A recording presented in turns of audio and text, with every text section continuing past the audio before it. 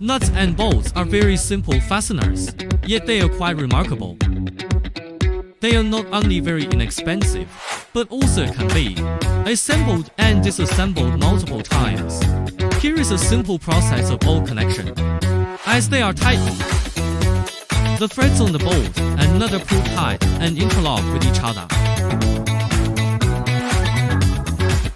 The rotation of the nut pulls the threads of the bolt downward, causing the bolt to stretch.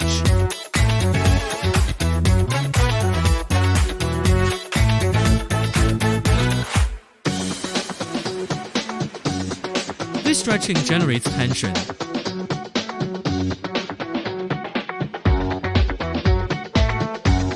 which draws the two connected parts together and compresses them. In the fastener industry, there is a more professional term called preload. Preload makes the connection stronger and less prone to damage.